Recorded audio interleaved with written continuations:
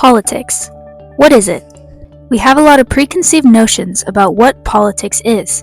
Attack ads, fighting with your family at Thanksgiving, Democrat or Republican, Joe Biden, Donald Trump. But what is politics really?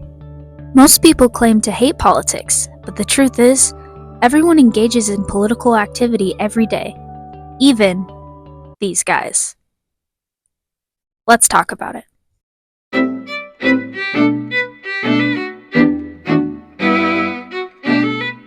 Politics is simply defined as deciding how to allocate resources. Governments must decide how to allocate resources like power, capital, land, food, and many more. You engage in politics when you allocate your time resource to one task over another, or when you're in a group project and you decide to delegate tasks to get the work done faster. Even when you decide to save your leftovers for when you're hungry later, you are engaging in political activity. So why are so many people disillusioned by the idea of politics? There may be many reasons for this, but I conclude that people hate politics because its true nature has been heavily diluted by humans as a whole. We've created coalitions of belonging through political parties following any and every doctrine they prescribe, attaching our identity to how one group seeks to allocate certain resources over another. This is not to say politics isn't important, just that its true purpose has been contaminated. So how should we mitigate this? How do we change people's political mindsets? I don't have the answer to these questions, but there is one group we can look to for possible solutions: penguins. This may seem silly at first, but penguins practice politics every day. They live in colonies, work together, and divide resources for the rest of their group very efficiently. Let's look at 3 resources in particular and how the penguin parliament divides them. First, a few disclaimers. Number 1, I will only be speaking about penguins who live on the Antarctic continent. Apologies to any other penguins. I'm sure you also have an excellent political system. 2, there are many different types of penguins that live on the Antarctic continent. For the sake of simplicity, I will be generalizing all of these as they all have similar behavior. Now that has been stated, let's begin.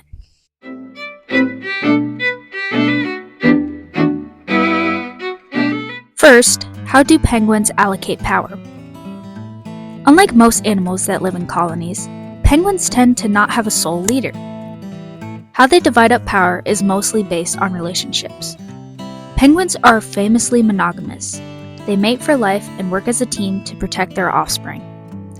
Even though penguins live in colonies, the power is distributed in pairs.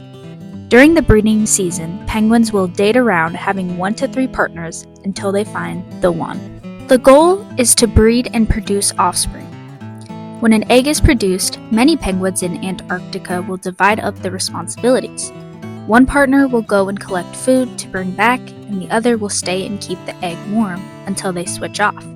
Sometimes, the colony will help keep an egg warm by crowding around it during especially harsh weather.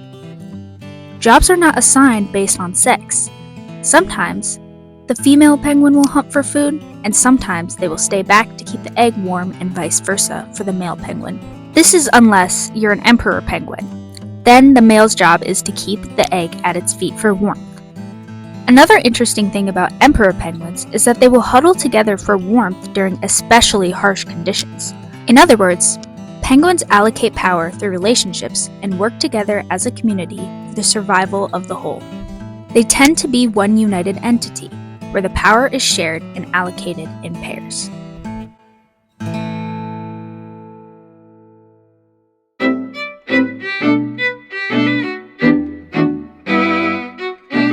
Second, how do penguins allocate food? A penguin's diet consists of seafoods like krill, squid, and fish. Their diet varies by species, with each different type of penguin having their favorite dish. Gathering food is often a group effort, as penguins travel in groups looking for prey. Coordinated diving efforts maximize efficiency, and they will often feed and hunt in pairs. Overall, all penguins in the colony work together and share the fruits of their labor relatively equally.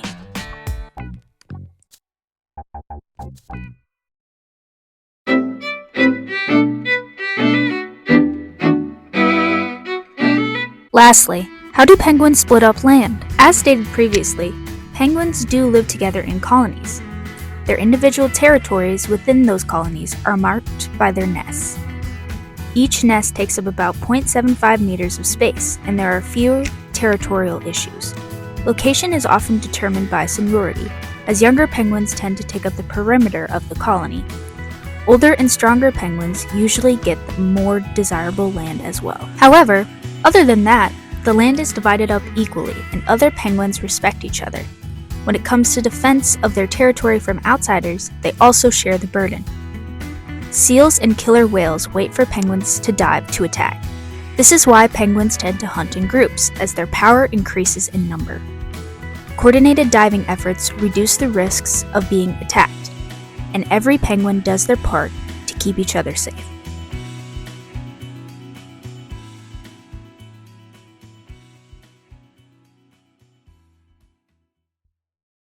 It is clear that when penguins engage in politics, they do so for the group and not for themselves. Based on my research, they tend to have a collective mindset over an individualistic one. This reduces conflict and adds to the health and happiness of each member of the colony. They don't mind sharing, and they split up resources equally. It may seem silly to look at these weird-looking birds for answers to the complex political problems that are pervasive to this day. However, the simple way of penguin life may be exactly what we need to implement. Political scientists always favor parsimony, or making things as simple as possible. So why not simplify politics to its most basic form? Penguins just may be the solution to our political problems. Thanks for watching. My name is Linnea Beckstrom, and this was How to Practice Penguin Politics.